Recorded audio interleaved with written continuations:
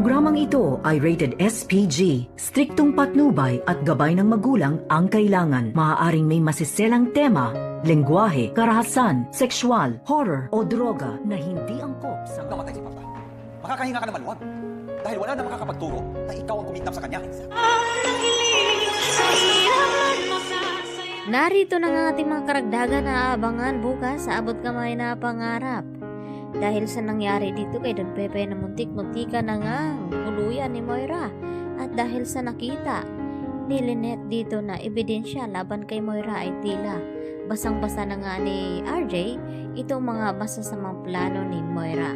At kaya daw gustong tapusin ni Moira itong si Don Pepe upang wala nang makapagsabi na si Moira nagpakidnap sa kanya dahil sa sinabi ni Moira na kung ano daw ang mapapala niya kapag tinuluyan niya itong si Sir Pepe.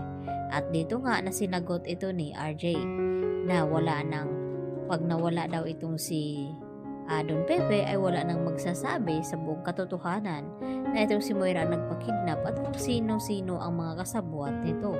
At dahil sa tindi ng galit ni RJ dito kay Moira ay napilitan niya itong saktan at palalabasin sa Apex Hospital. At dito naman na nangungulit itong si Moira sa East Ridge at kinausap itong si Carlos Benitez na pagsabihan daw itong si Lynette dahil nakipagkita daw ito kay RJ at idinadahilan lang daw ni Lynette na dadalaw siya dito kay Don Pepe. Subalit ang paka niya talaga itong si RJ at hindi naman naniniwala itong si Carlos dito sa sinabi ni Moira dahil mag-aaway lamang daw siya na patuloy siyang maniniwala dito sa mga sinasabi ni Moira at napagtalunan na nga nila ni Carlos at Lynette at ayaw na nga niyang maulit ito. Baka ito pa daw ang magiging dahilan na masira sila mag-asawa.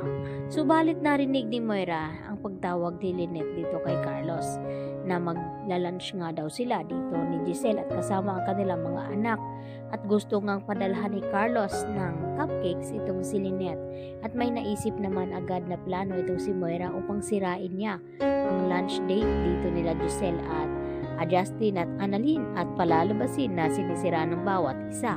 Kaya nagkagulatan nga nang dumating itong mga regalo na ibinigay daw di umano ni Lynette para dito kay Justin at si Justin nagbigay din ng regalo dito kay Lynette at Annalyn at pinagtaka nila na kung bakit ganun ang mga nakasulat sa mga cupcakes na nakalagay doon at bakit ganun din na abandoned child ang ibinigay dito ni Lynette dito kay Justin at nagpaliwanag itong si Lynette na hindi niya ganun ang binigay niya kaya ang pakana ng lahat ng iyon ay walang iba kundi ito ngang si Moira. Kaya mas lalong na nagagalit ng husto itong si Giselle at si Lynette dito kay Moira. Samantala dahil sa mga nangyari dito kay Don Pepe, mas hinihigpitan naman ngayon ni RJ ang pagbabantay sa kanyang ama at kinakailangan na wala daw makakapasok dahil baka babalikan ni Moira itong si Don Pepe at lalo nang hindi makapagsalita ito kapag nagising. At dahil sa mga karagdagang ebidensya na nakuha ni Giselle at lumabas din ang CCTV footage tungkol dito sa kotse na ni Risa na ginamit noon ni Moira, ay dito na kaya malalagay sa alanganin at wala nang lusot itong si Moira sa mga hawak na ebidensya nila ni Giselle at RJ laban kay Moira. At dito naman na paaaminin ni RJ itong si Nerissa kung sino-sino ang kanyang mga kasabwat na kung bakit pinakidnap niya itong si Don Pepe at aaminin naman ito ni Nerissa na hindi siya ang nagpapakidnap at wala siyang kinalaman sa nangyaring aksidente kay Don Pepe at nadamay lamang siya dito kay Moira.